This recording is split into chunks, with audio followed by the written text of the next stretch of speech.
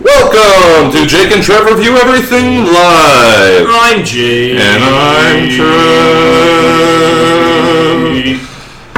And you're joining us here for week 16. Another great show for you tonight. Sweet 16 and always... So sweet. Oh, so sweet. Never been sweeter. It's such a big show, we invented a new feature for the show. Yep. Right now, right before we started. And I'm going to tell you what it is. As you can see here, I have a lovely yellow question mark box. Mm-hmm. I'll give you a hint. No. None? No hints. You guys just have to wonder what's in this box. What's in the box? If you can guess what's in the box, you will win internets. You'll win. I'll go even a step farther. If you can guess what's in the box, you'll win what's in the box as a prize. Oh, wow. So... Wow. What's in the box? So we'll be playing the whole night long. If you have any guesses, what could possibly be in the box? We're going to give you some hints as the night goes on. I'm going to give him one hint right now, Jake. Okay. I'm going to tell him anyway. You're going to give him a hint. Okay. See, this is from the game Mario, but what's in here has nothing to do with Mario. That's your first hint. You know what Sherlock said? You know, once you eliminate all the impossible...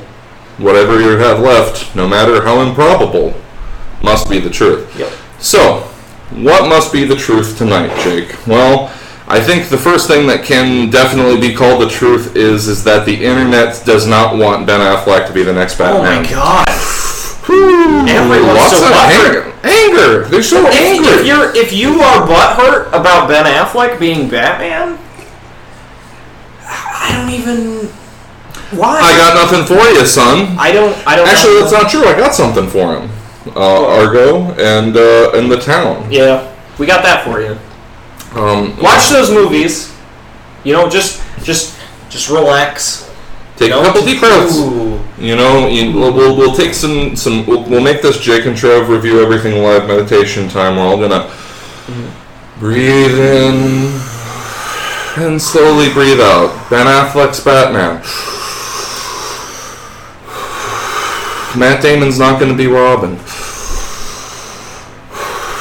It's going to be okay. No, but Matt Damon actually had some great things to say about this. He was like, haha, you guys are funny, but I'm not doing that. Also, apparently, Matt Damon is older than Ben Affleck. He pointed that out. No, he was like, I'm older than Ben Affleck. I don't know why I would be his Robin. Right. More like I would be the Batman, and he would be the Robin. I'd like to see them square down and have some, have the role. But no, more to the point, it's not hard to be Batman, really.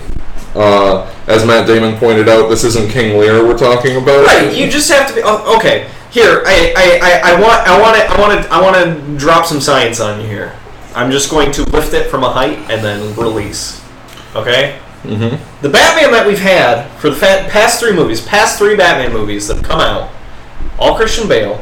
Everybody's like, oh, Christian Bale's best Batman ever, never gonna beat him, blah, blah, blah. Well, he is the grim, dark version of Batman. Mm-hmm. Before that, even, a lot of people are like, well, Tim Burton was dark. Tim Burton's Batman. The original, after the Adam West, your Michael Keaton's with your Batmans. It wasn't really that serious, even. Even that was kind of a goofy movie. The first one, not so much. A little bit. I mean, the Joker is kind of always, before then, the Joker had always been depicted on television and in the movies. Cesar Romero. Yeah, as being kind of, like a clown. I mean, mostly harmless, kind of goofy. White paint all over his mustache. I don't know. Yeah. But I don't think that was deliberate. I think. Right, but, but once you start getting into Batman Returns, they start upping, the really craziness. Like, what was with the Penguin? Like, he literally had, Penguin soldiers who had rockets on their backs, and that was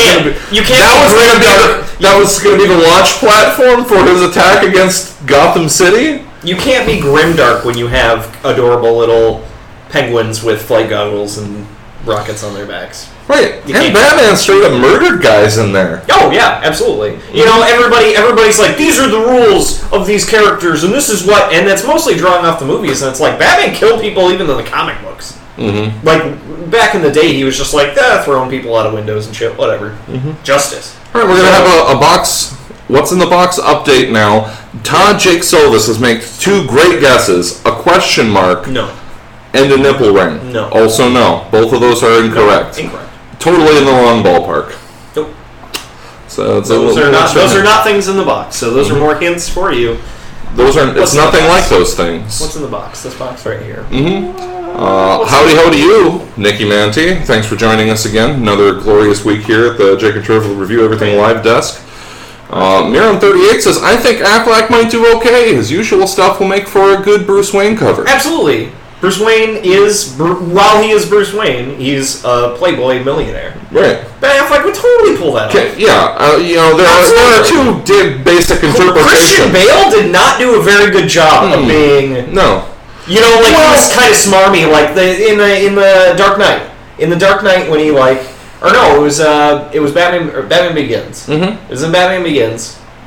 He's like, oh, well, you got to pretend to be a playboy. He's like, okay, and he goes through. I'm buying this whole hotel. Yeah, it's like, no, you gotta have charisma. Right. You can't. Being a Playboy millionaire doesn't mean you have to be a dick.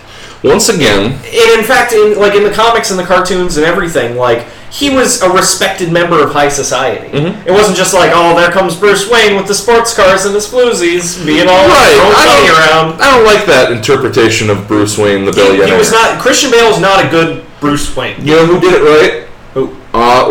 The Batman animated series from the 90s did it right, like they did so many other things. They did almost everything right. Are you kidding me?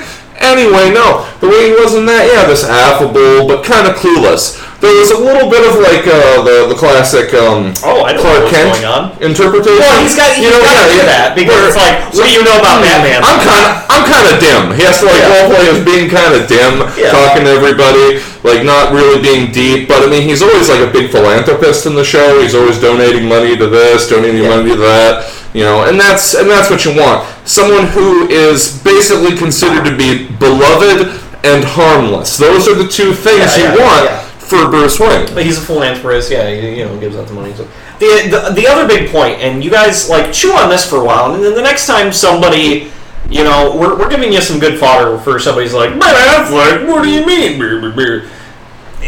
One of the big things is the last trilogy, the Christian Bale, Christopher Nolan, mega hit blockbuster sensation trilogy of the decade. Mm-hmm.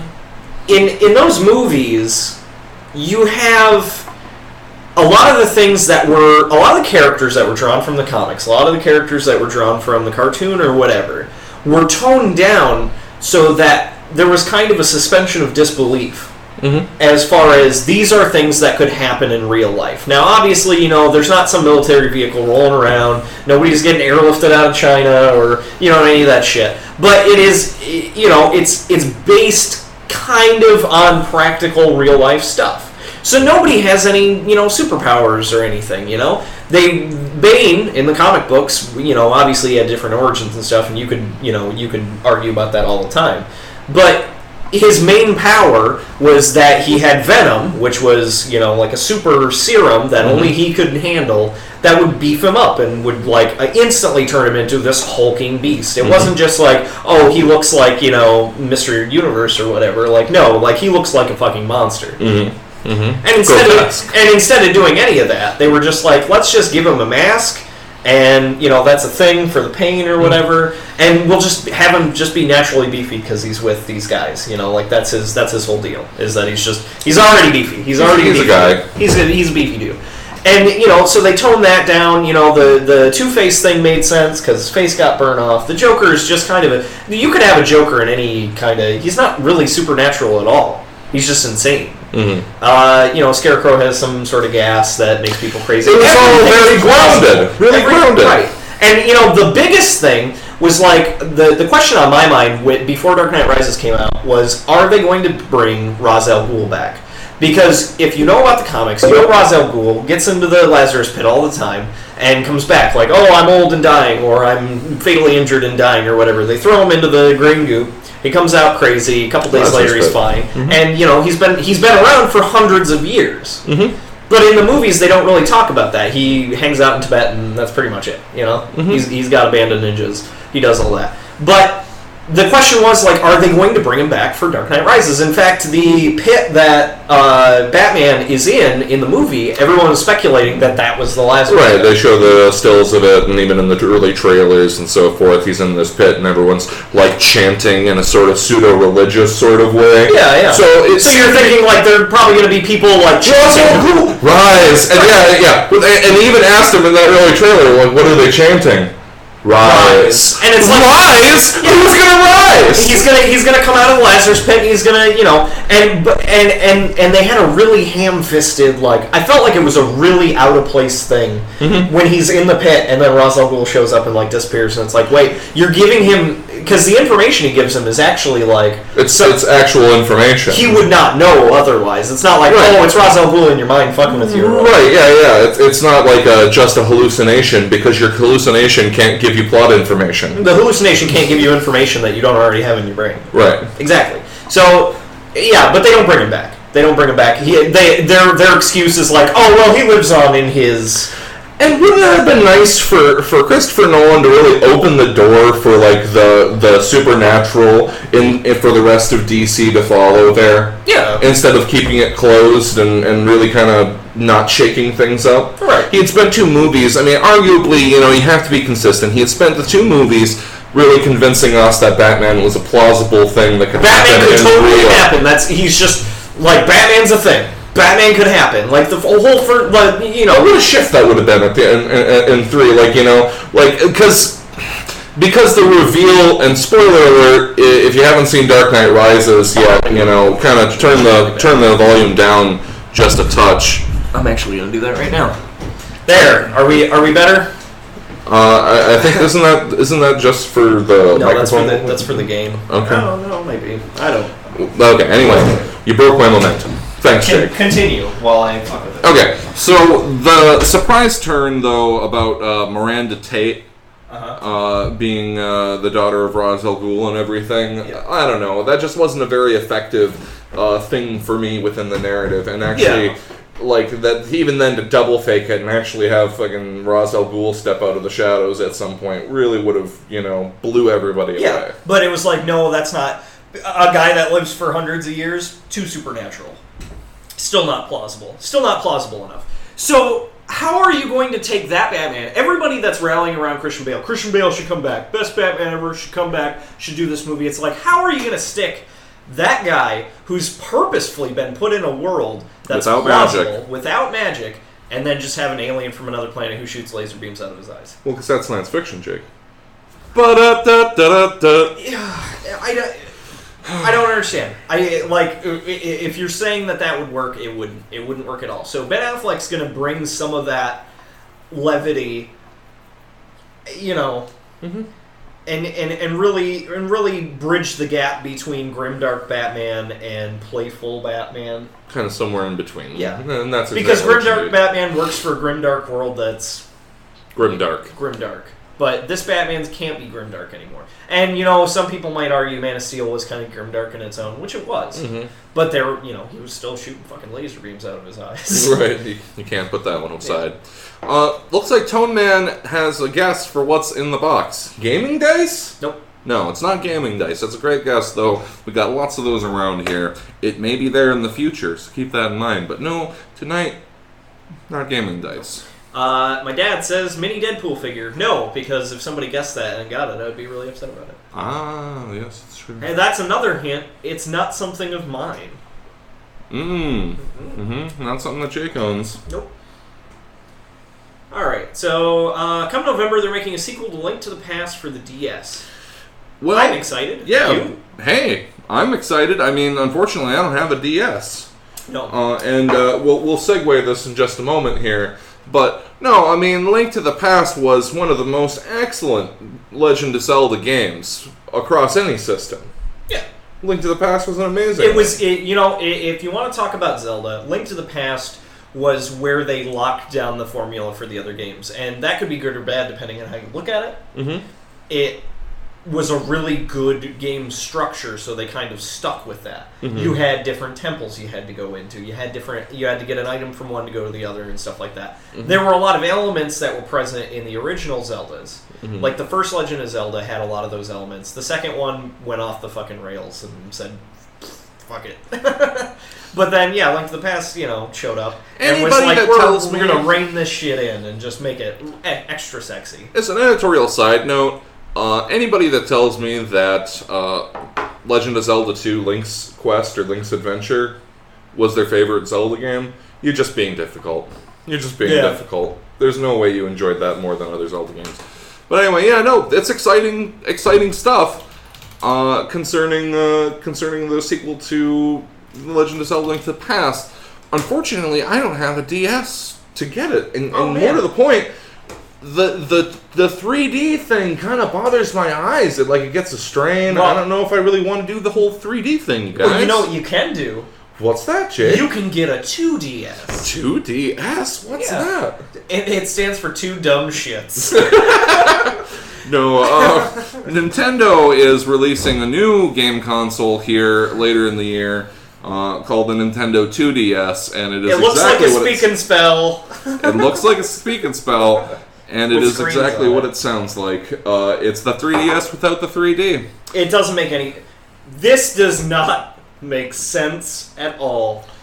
You can turn the 3D off on your 3DS. In fact, you can play any DS game that's been released for the DS on the 3DS. Right.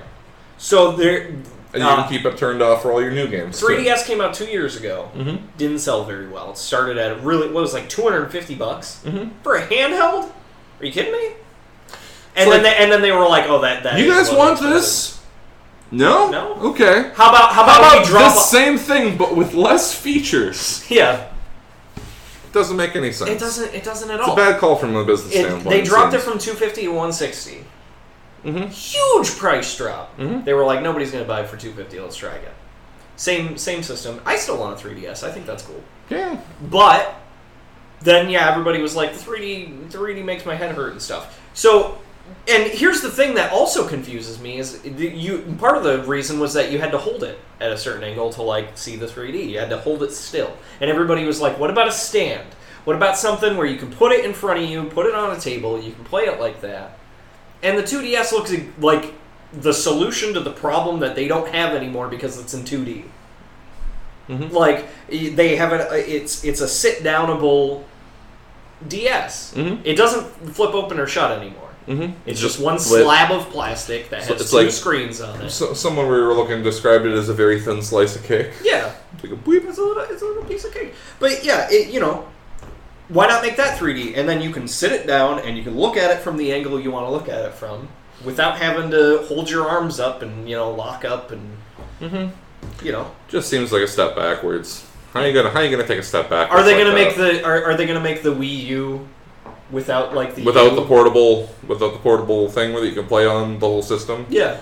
It's just a lot of people have been complaining about the battery life on this thing. It's because there's a screen, so we took the screen away. Yeah, we took the screen away. Now it's just buy the new Wii U. Now it's basically just the classic controller for the Wii. The Wii minus U. Yeah. The Wii U minus. Yeah. Wii U minus. Amazing. And really, it speaks to how not confident in the product they are. Yeah, they're like, we overstepped our bounds. Well, here's the thing. Cue the clip of Michael Bluth. I've made a huge mistake. Yeah. No, they did because it wasn't the technology though.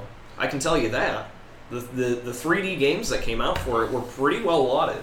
Mm-hmm. The Super Mario Land 3D, the 3DS or whatever it was called, had pretty good marks. The Resident Evil game that came out for it, Mercenaries, people love the shit out of that game. Mm-hmm. The Zelda re-release, the Ocarina of Time, the 3D one, everybody loved that. Gangbusters. That's it. You haven't heard it. The system's been out for 2 years, and I haven't heard anything really remarkable come out of the 3DS since its launch.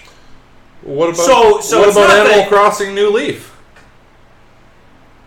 Oh, you mean the repackaged, repurposed other game? It's cool if you take Ocarina of Time and make it 3D for your new system because it's for a launch title. Hey, what would be cool? If Ocarina of Time was 3D, let's just throw that in for when we release the system. right? Actually, I think it came out like a month after, but who gives a shit? It was around the same time. Nothing after that. You can have a really strong launch with re-release titles, but then when a year or two later, when you're like, oh, we have Animal Crossing, but it just has a different subtitle, but it's the same fucking game that was on the GameCube. No, that's not cool. It's not cool, bro. Make games, Nintendo. You want your Wii U to work? You want your 3DS to work? Make games for it. Let developers make games for it, and stop trying to fuck around with the controls and stuff. Oh, you can use the pad and stuff. Yes, if it serves the game, if it serves a fun purpose, then awesome. But if I have to look down at the fucking screen every 5 seconds in what should be on a HUD on the TV in the first place, then you're dividing my attention, and it's just frustrating. They're trying to force you on the TV to use 2 screens as well. Like, they're so confident in this 2 screens thing for their gaming console. Because of the DS. Exactly. Because a lot of people are like, oh, I can do the stylus thing. They got 2 screens. This is incredible. But look how close those are on the DS. They're right on top of each other. Versus being what? Yeah, your TV, your controller. Just not convenient. Whatever. Not for us. Okay, so we got some more. Todd Jake Silva suggests that they call it the Wee Wee. That's great. Send them a letter. I'm right on board for that. I love it. We got rid of the Howler Monkey mode, yeah. So that's good. I'm glad you guys... If you guys ever have any problems with the audio, there's not shit we can do about the video, so just know that right now. But if you have problems with the audio, like, we use this microphone for a lot of our show stuff, so if you hear that it's messing up, give us a heads up. Don't make us look like assholes over here, guys. Alright? I really appreciate it. I would really appreciate it. Well, Jake, I mean, no, take it easy on these guys. Hey, Jake, no! You gotta get out of here. You gotta get out of here. He's insane. In a What's in the Box update, we have some more guesses. What's in the box? Catnip. Catnip? Great guess. Not catnip. No, she's... do they make... From the Hunger Games? Is that catnip? Catnip, Everdeen? No. Catnip Evergreen? Catnip Evergreen, no. But it's not catnip. And Toeman suggests bottle caps. Not bottle caps either. These are all great guesses. You never put your bottle caps in boxes because scavengers will come through and take them. That's what they do. The first thing they look for is a box. Metal box? Stuff? Is it not empty? Well, then let's look in there. Hold on, let's try something here. Giving a little soundbite. A little soundbite for you. Okay, not so caps. Now you would hear the way that bounced, the way that you heard that shake should tell you a little bit of something about what it's made of. That's your next guess. And it's not bottle caps. It's not bottle caps. How about pixie dust? No, we also ruled that out. We can rule that out. And also, pixie dust is magical. It's a pet rock? No. Nope. It's also not the wee wee. What about Fire Emblem on 3DS? Again, neither of us have a 3DS. See, so. and that's the thing. Maybe it's not fair for us to sit here and say Fire Emblem already made, though? Isn't that also a re-release? Yeah. Just a question to you, Corey. Is that... Look, okay, I mean, if we're going to talk about Nintendo recycling their own properties over and over again instead of innovating, I mean, that's a separate discussion about the vendor weakness. But it ties in. I think that ties into that, though. But yeah, I Let's have second thoughts. Let's make new IP because we did it in the 80s, and that's all we'll need forever. Maybe it's not fair for us to say there are no games for the 3DS because we don't have a dog in this hunt. Here's a Wikipedia challenge for you guys. I'll call it that. You can Google it, Wikipedia, wherever you get the information. What is the last IP that Nintendo made? Like the last new IP that Nintendo made. What was it? I want to know. It was probably recent, but I just want to know. So if you guys want to look for that for us, we'll keep talking. You tell us what the latest Nintendo IP is, and we'll because I'm just curious. We'll do that thing. Yeah. Okay. Next up, a little piece of news. I was looking around today for stuff to talk about. Travelodge. You know Travelodge, guys, the hotel chain. They released a list. They used the L on the end of travel for the L at the beginning of lodge. Right, Travelodge. It's one. It's just one word. Travelodge. They have a list of the most left behind books, because apparently people leave behind a lot of books at hotels. I don't know. I didn't know that. If you are an important businessman, you don't have time for whatever, so you buy hauling around books. Yeah, you buy a book at the airport, you read it, get it out of here. You're done with it. You don't need to know more. Yeah, but apparently, for the second year in a row, it's from the same series of books. 50 Shades of Grey. Second year in a row. Last year it was the first book in the series, 50 Shades of Grey. And now it's the third book in the series. So it took about a year, almost a year, to get through the whole trilogy for most people, it seems. Really, I mean, it's tough reading, I'm sure. I don't know, but I mean, it's probably tough reading. For being fan fiction of another book originally, and having the characters, find replaced with other names. But when you put it in that context, though, the 50 Shades, being the one that keeps getting left behind, it suddenly takes on, a different sort of spin. Instead of just these businessmen, do you think that these businessmen are the ones who are leaving behind a copy of 50 Shades of Grey? Let's be fair, it's businessmen and women. Business women. You think it's I don't know. Because I've heard some guys be like, "Oh, this is a steamy book." So I don't know. Steamy, but I like steamy. I like steamy as an adjective. My God, we are driving our audience crazy with the What's in the Box game. This is the most successful. If you're just now tuning in, we have this box. This is a box. It's like a candy box that you get at like Blockbuster. Yeah. We'll give them a little background here. Yeah, this was originally it contained I have one that's coin candies. Yeah, candies. I originally had a like a power up mushroom. I still have it. It's like power up mushroom. You pull off the thing and then it's got the candies on the inside. I'm going to open the box a little bit. Careful, not show you. Careful, I'm not showing you guys. I'll give you another hint. It's one thing. It is one thing. It is a single thing. It is not a coin, and it is not a smaller plastic box because we're not assholes. Well, we are assholes. Well, but not in that. Not those kind of specific assholes. Kind of deal here. So keep guessing, guys. We'll keep giving you some new pieces of information as we go along here. Should I give them a special bonus piece of information right now? Do you think they've earned it? I don't. Well, wait until the 30-minute mark. We are exactly in 3 minutes. You get another tip. So okay. So rack your brains. What's the next piece of news here? What's in the box? Oh, piece of news. Okay. What's the next piece of news here to talk about, Joe? Let me. Oh, that's sad. I want to save that for later. I don't want to bum everybody out. Yeah, that is a bummer. All right, how about this? And I know my dad will be excited about this. Todd McFarlane. We talked about Todd McFarlane a couple weeks back. Yeah. Todd McFarlane is pitching a bitch because nobody wants to make his movies. Hey guys, what about some Image movies? Yeah, you want to make Image Comics movies? What about Image Comics movies, Todd? So he's like, Todd McFarlane's like, all right, well, how about this? We're already writing the script for Spawn. Oh, snap. It's going to be a horror movie, horror/thriller. Ooh. And they're in talks to have an Academy Award winner play so general. The role of Al Simmons.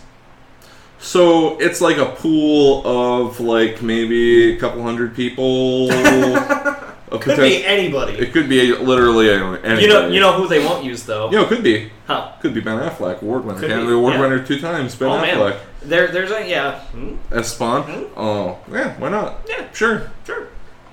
It could be a writer. Then he'll have played a hero in every universe, every comic book universe. That's true. Think about it. Shit. Damn. Got it on lockdown. Marvel, DC, Image. Got it on lockdown. Damn. Man, he's smart. What a smart businessman. What a smart guy. It is not a peanut butter pin. It is not a peanut butter disaster pin. No. That'd be great. I wish it was. But yeah, Todd McFarlane is basically like, I'm getting on this boat. Let me on. Because I'm the guy. When totally... If you don't know about Todd McFarlane, let me throw a couple facts down about him. Loves money. Mm-hmm. Big fan. Loves it. Big fan of money. Loves it. He has merchandise fucking everything. Oh, the one thing he won't have in the in the Spawn movie, Angela. No, that won't be appearing anytime soon. That was some news a while back. I don't know if we talked about it. Neil Gaiman wrote some of the stuff for Medieval Spawn. Mm-hmm. And one of the characters he wrote into Medieval Spawn was Angela. Mm-hmm. She's like an angelic character. Obviously, Spawn is from hell. She's an angelic warrior woman. Right. And Neil Gaiman was like, well, these are my characters. I wrote them. So I should get something. Yeah. And then and there was a huge legal battle. They weren't giving up the rights. Apparently, after he made a stink about it, Todd McFarlane just introduced new characters that were exactly the same as those characters. Oh yeah. Instead of Medieval Spawn, he made Dark Ages Spawn, which I don't know how you're gonna say that that's a different thing. Yeah. He made Bronze Age Spawn. he made two other nearly identical angelic warrior women who were just like Angela, but not Angela. And he got his ass kicked in the courts, I believe, over that. I feel real bad for him, too. No, anytime you put Neil Gaiman against most other people in the court of law, I'm going to take Neil Gaiman's side. I don't care if you murdered a man in front of a crowd of witnesses. No, it's true. Let's see. Jake's brain is in the box? Nope. The key to your sweetie's heart, I also see a wedding ring. For those of you who don't know, Trevor's getting engaged, or got engaged. He's getting married. I'm already engaged. He's already engaged. So there would not be a ring in there. A key to a chastity belt. Ooh, it's getting a little saucy now. Oh, getting a little steamy. A little steamy. Let's see. Some people like the first Spawn. I'm sorry, Dad. I'm really sorry. In further inspection of the movie, not a huge fan. I really think they screwed the pooch on it. Although I was also looking at the numbers for the movie, and it only cost them $40 million to make, and they actually grossed $80 million. Well, so it made more than the Lone Ranger. Yeah, right. A bigger success. It actually was successful. They made money on the movie. Isn't that all it takes? Make some money back. A Wetworks movie. Wetworks. Yeah, that was another Guns and Muscle. Oh, okay. Team. Like Wildcats? Yeah, like Wildcats. Like Youngblood. Trevor's giving you his skeptical face. I'm sorry, Dan. Yeah, see, there it is with the... Yeah. Alright, it's past 30 minutes. Give us the fucking hint. Holy shit. Okay. Holy shit. It's a figurine. It is a figurine of a character. I'll give you that. Oh, look at that. That is... Ooh. That's a big one. Mm-hmm. God damn. Mm-hmm. Whew. All right. Well, they got that now. So let's move on here. Should we talk about that? No, Miley Cyrus. Oh, yeah. No, I don't want to talk about that. Guess what? Young teen stars who want to move out of their innocent phase do crazy shit like twerk on stage. Okay. Couple things to go over in this real quick. Yeah, like Jake said, big fucking deal. Two, it happens people were really upset, and it became like a big wave. And then people were upset that people were upset instead of being upset about other things. Why isn't it an outrage? Well, it should be an outrage. This is what you should be paying attention to. But the big question a lot of people are having right now: what is twerking? What is twerking? Well, to learn what twerking is, we're gonna hear from Jake and Trevor for You Everything Cub reporter Morgan Freeman. Morgan, what is twerking? The word twerking has now been added to the Oxford Dictionary. Here's the definition they gave: to dance to popular music in a sexually provocative manner, involving thrusting hip movements and a low squatting stance. The BBC reports selfie and girl crush were also added. That was me. So now twerking, selfie, girl crush, all words in the Oxford English Dictionary. Thank you, Morgan Freeman. That was actually from a site called Guyism, right? Yeah. Well, it's the clip originally is from one of the morning news shows. I believe it's from CNBC, but Yeah. Morning Express, headline news. Headline news. It was from Headline News. Morning Express. They Credit apparently... where credit's due, but Credit it's where fun. credit's due. It's great to have Morgan Freeman on the show. I loved it. I loved it. And that tells us it's a good thing. Let's see. More. Wow, we got lots of people are so interested in what is in the box. Good Lord! This is the most successful gimmick We we've need ever to be tried. careful with this. We need to be careful with this thing in the future because this could be its own separate show. Jake and Trev's what's in the box? Jake and Trev, what's in the box? It's Link. No, it's not Link. That's a great guess, though. Not Link. Star Trek. Well, it could be like a James Kirk or well, Spock. yeah, because Commander Data. No, it is not Commander Data. It also could be Lieutenant Data. Let's be fair here. Not Commander Data. Is it a HeroClix? Nope. Nope. And here in it's almost 35 minutes into the broadcast. I think it's time for one more. Really? Just Trev. He's blue. No, don't. But but you just gave 2 hints. But that's misleading. You're insane. But that's misleading. Because the character is not typically portrayed oh my as god, being 3! Blue. I don't even. Look at this shit. You guys. Just dropping. This is a great one. I'm having lots of fun. Good lord. Alright, let's see. Star Wars. Here's breaking news about Star Wars Episode 7. They are going to continue to number the sequels with Roman numerals. Breaking news, you heard it first from here. Star Wars Episode 7 will be Star Wars Episode VII. Jake, that doesn't sound like a big deal, though. Star Wars Episode 7 will have a subtitle which describes probably something that happens in the film. Well, Jake, I mean, I think we all could have assumed that. That's not really like... That's breaking news. You heard it here first. Oh my god! I'm getting news in my inner ear. I don't even have an earpiece. He doesn't. Neither of us do. It's beamed directly into my brain box. Hit me with it. Okay? What's the scoop? Star Wars will be filmed somewhere on Earth. What? Somewhere on the planet Earth. Could be Hollywood, could be Marrakesh, could be in your own frickin' backyard. Star Wars will be filmed on the planet Earth. Wow. That just blows me away, folks. I don't even... But wow. Enough of this ruse. I think what it's we're all trying true. It's all true. I want you to know that it's all true. This is what is happening right now, you guys, all over the internet. People are reporting the most mundane details of what the Star Wars movie is going to be like, and where it's going to be filmed, and whether it's going to be filmed here, and it's some ridiculous shit. Can we put it to rest? Can we just get some? There is one piece of slightly interesting information about Star Trek or Star Wars that I see in here. What's that? It's how it's being filmed. Oh yeah. They're George Lucas had a huge boner for filming everything in digital. In fact, with episodes 1 through 3, at least with episode 1, hadn't really been done before, so he was all about it. And he's a special effects guy.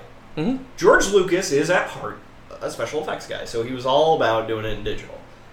Not this time. No. This time, it's going to be filmed in 35mm film. Which is crazy. Like, to make that Take a jump step back. Yeah. No. It's kind of gives me hope. I'm hoping they're not just going to be a bunch of buttholes about it and try to film everything in front of a green screen. Seems like they're not going to try to do that. That's great news. So hopefully we're going to see some genuine sets. Yeah. People can respond to things that are actually in front of them. Puppets. I want to see some nice. Fuck it. Who cares? Like it'll be so much more classic Star Wars than anything that was in the prequel trilogy. Yeah. If you have some shitty puppets that are dancing along, I don't care. Well, that's the other thing too. Is I think that J.J. Abrams and everybody knows this. He came out and said, "I made Star Trek because I didn't give a shit about Star Trek," which is painfully obvious by the two new Star Trek movies. Doesn't give a shit. Does not give a shit. I'm just gonna make this movie however I want, and I don't care. So with Star Wars, though, he said, "I'm afraid to do it because it is very near and dear to me. So obviously they're taking steps to make it. He's being very cautious. 35mm is a really good idea. The farthest from that we've gotten is the Lord of the Rings trilogy. Shot in 3D, shot in 60 frames a second. Like, all of these things, a lot of people say the 60 frame... have you guys can tell us, if you made... Or if you've seen a movie in the theaters that's 60 frames a second, how did you like it? Because everybody that I've heard of that watched specifically the first Hobbit, they watched it in the 60 frames a second, and it was just... They didn't like it. It looked crappy, they said. So, I don't know. I haven't seen it. We're not close enough to a theater that has that kind of capability. What do you think? But what do you think? What do you think, guys? What do you think? Are we moving too far ahead with all of our technology that we need to take a step back and figure out why movies are movies, and stop piling so much crap onto it? That's my opinion. I just flavored that question with my opinion, but how does it taste? Is my question. Opening. You don't want to see opening. Oh my god. We got some guesses. So man, Corey. Martian Manhunter, no. Nightcrawler, no. Mystique, no. Incorrect. All these are incorrect. Can I give out a hint? Can I do that? It's 40 now. We're at the time. It's not an X-Man. It is not an X-Man. It's not an X-Man. In fact, that's the next one. That's the next hint. That's the next hint. Hold off. We got 20 minutes left of the recorded show. Let's see. What is in the box? But I'm gonna take a look and make sure it's still what I think it is. It's still there. Corey says, I tell you what I don't want to see in the new Star Wars, opening credits. Really? You don't want the scroll? That's part of it, man. You need it. As long as it's not like boring shit. Like, it was actually kind of interesting in the original trilogy sometimes. Or Miron 38, do you mean that you don't want opening credits for like who's starring in it, who's like directing and doing all that stuff? Because they shouldn't have that. That was an interesting thing that was it got him out of the guild, I know, he got charged $400,000 for not doing it their way. The guild has a particular way that you do before these Star things. Before Star Wars came out, everyone had to put the entirety, the credits that you walk out on in movies. They had to put all of those in the front of the movie. Well, even today, most films have a shortened version of like this person stars and this person stars. And these are the executive producers. Yeah, they do a small amount of credits, but not all of them. And then you get into the 50 columns of rotoscopers at the end of the movie, depending on how much CG is in it. Yeah. Now, I am not as up on guild law as I ought to be, apparently. But have they changed that? Are movies allowed to... No, they did change it. I'm pretty sure everybody else was like, why did he get fined? That's bullshit. And then they were like, whatever, do whatever you want with your movie as long as people are credited beginning or end, I don't care. Right, I'm right with you if that's what you mean, Miron 38, that the old boys need to just kind of launch, have your opening crawl, fucking when Star that Wars. happens... And your heart just soars when you hear that. No, yeah, that's the thing. You see the Star Wars and you see the the episode and then the awesome, sweet as hell. Just go right to it and then right into the action. Absolutely. Present it to us. So we're running out of topics. Give us some questions. I have a sad one that I'm going to talk about now.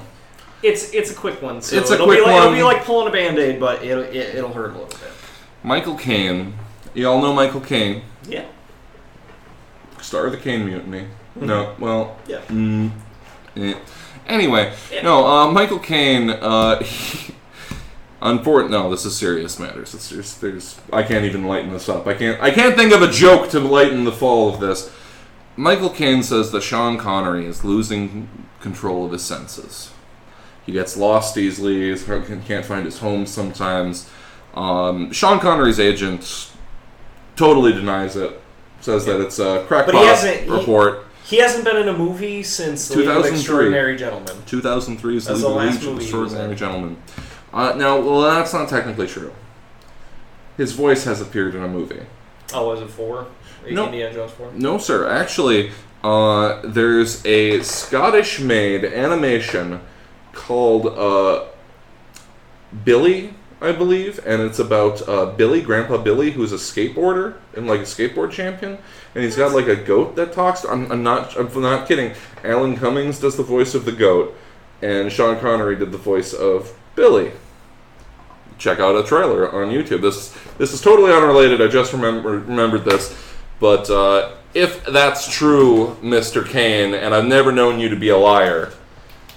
If that's true, that's one of the saddest things I've heard all day. Sean Connery is Scottish national treasure. I wish he could be our national treasure.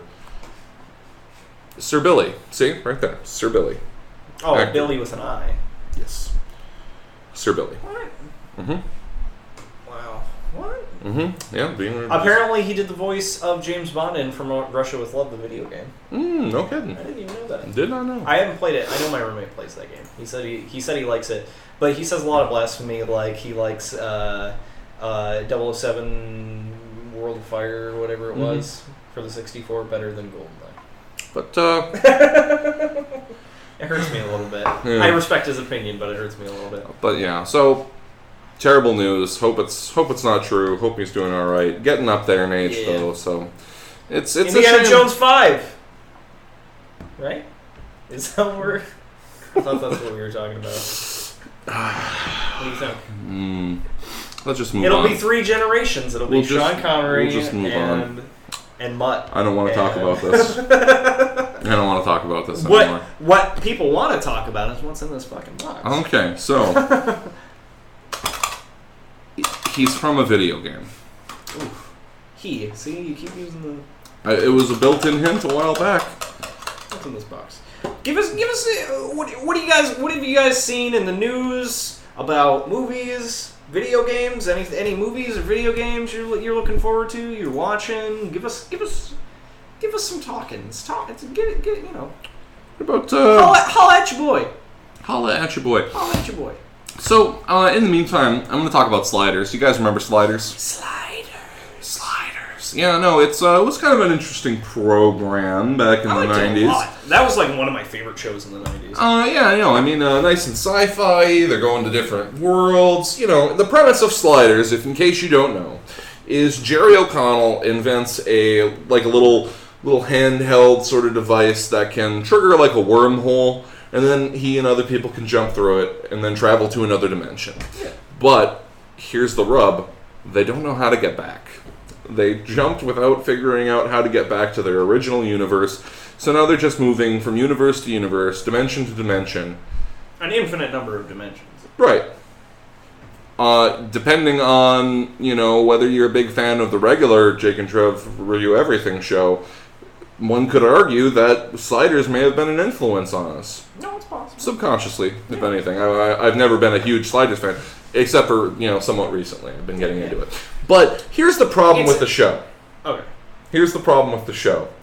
And again, fans of Jake and Trev Review Everything may have qualms with me saying this, but here's the problem with the show.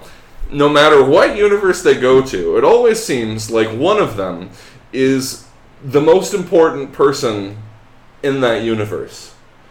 Like in the first season, which I've just made my way through, in one universe, Rembrandt's like the king of rock and roll, like the Elvis of that world. In one episode, like Quinn Mallory, that's Jerry O'Connell's character, he's like a revolutionary leader. In another world, the professor's like the leader of the governor of America under a British rule. Like, I mean, like, how is it that in every universe one of you is the most important? And it always changes. Yeah.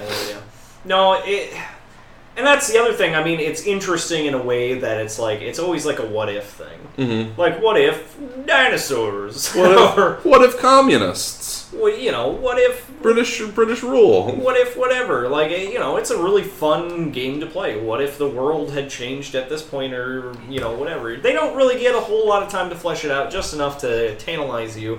And then, you know, they got to jump into the next dimension. They have a time limit, basically. Sonic the Hedgehog is not in this box. That would be kind of blasphemy. Oh, yeah, it would be. Because, you know, Sonic the Hedgehog in a Mario box? Remember, nobody puts Sonic in a Mario box. He's not typically depicted as being blue. So, that's right. It cannot be Sonic the Hedgehog. Although there is a yellow Sonic, that's Super Sonic. That's not his typical shading, though. It should be. He should be Are you listening to my modifiers, man? Like, I'm using a lot of deliberate. I'm trying. Man, I don't even remember what's. I'm gonna look. Whoa!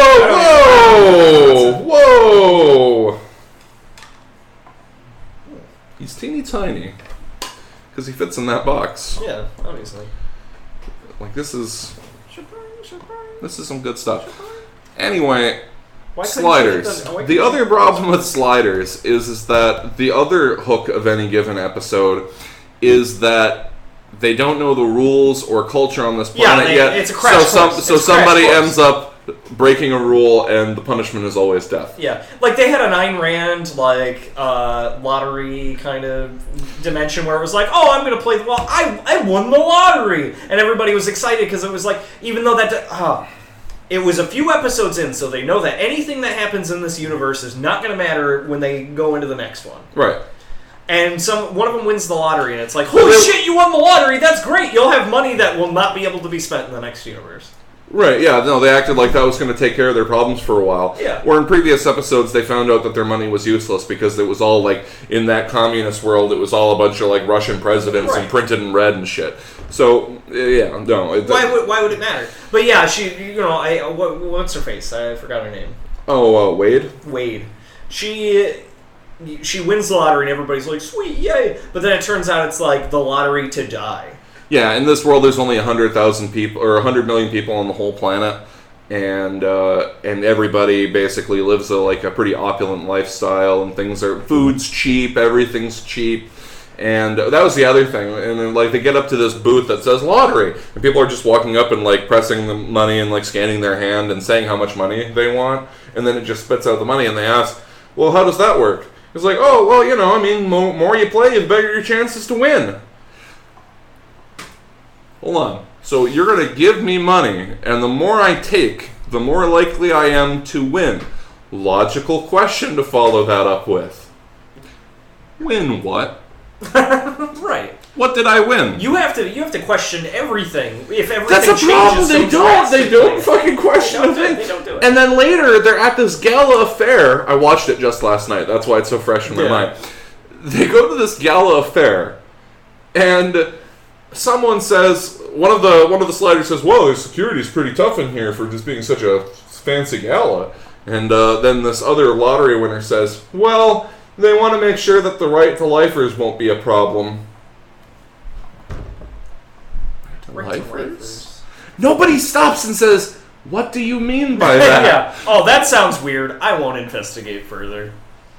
Let's see. We got some more guesses here. It's not like we did that. Is it Kermit? It is not a blue Kermit. No, that's it's not a good guess, though. No. Mega Man, generally blue.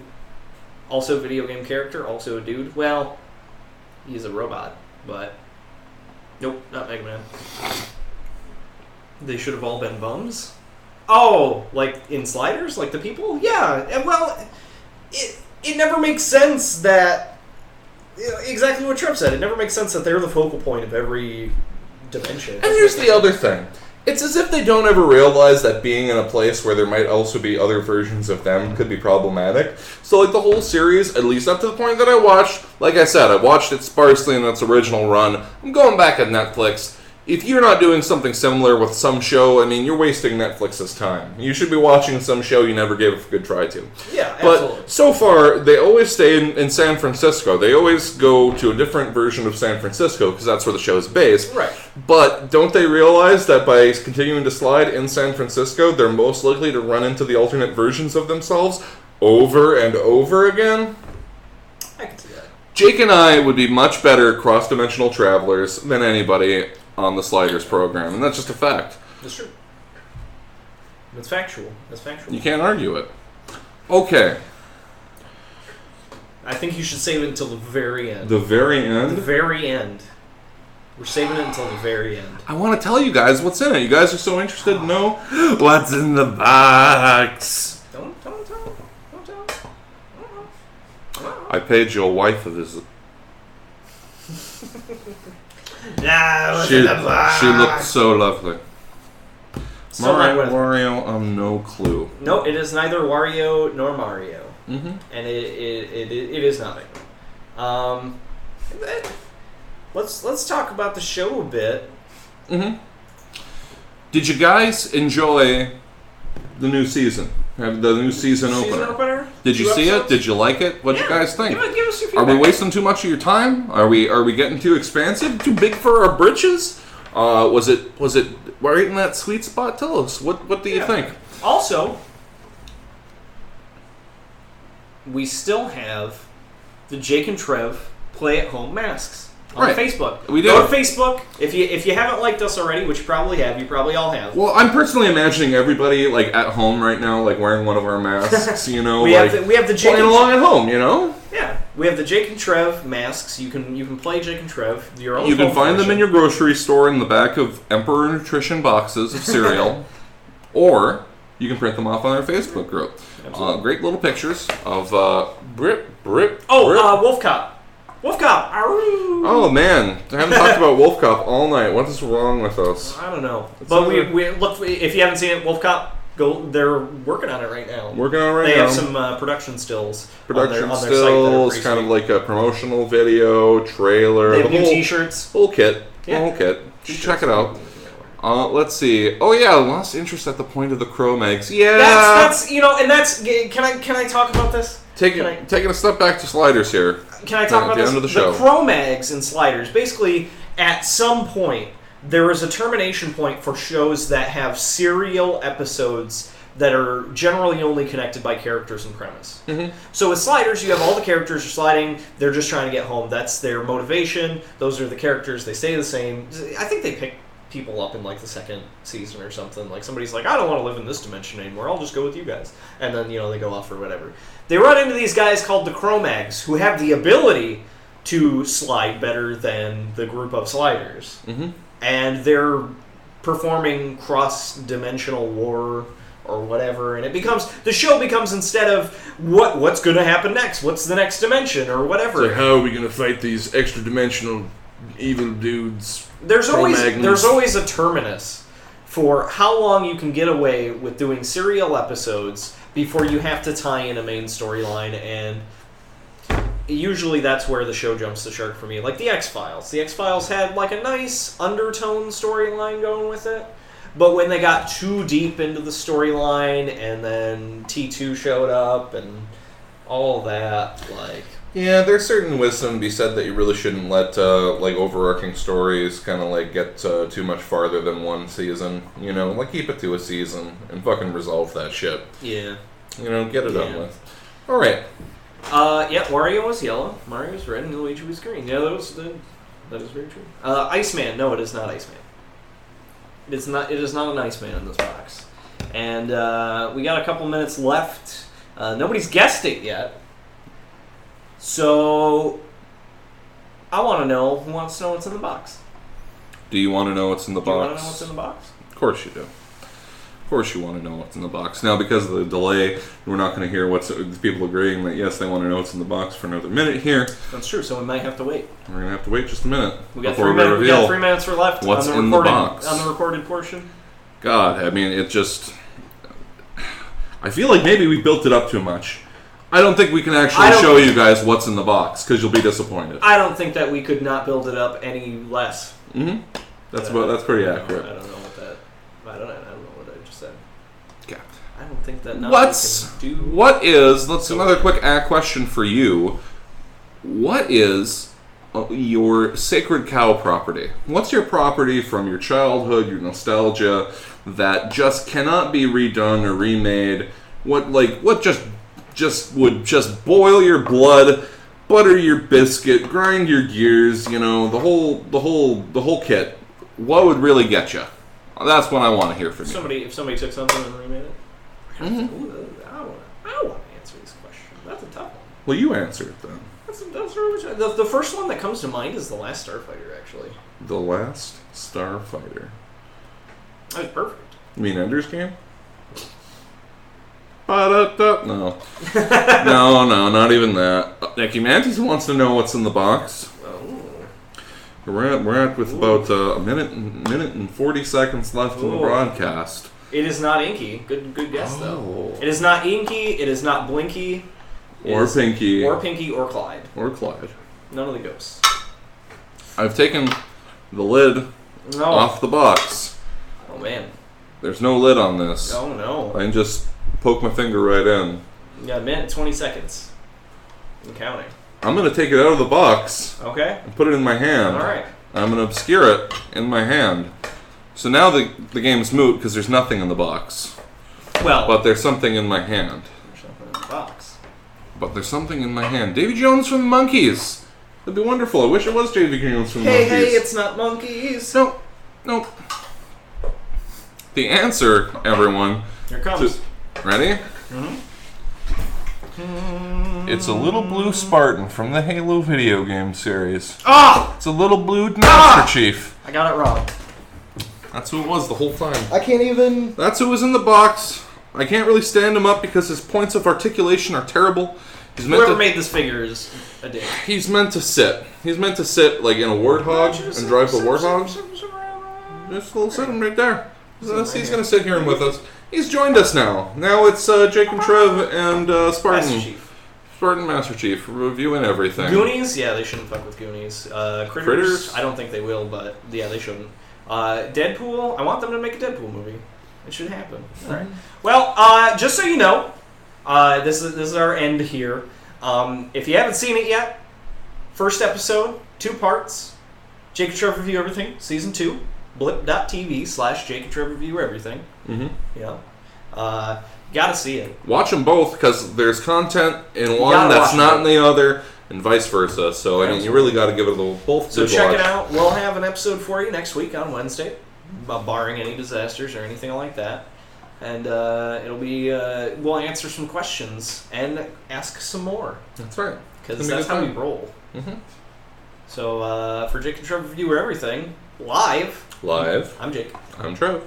And have a good night. Have a good night, guys. See you.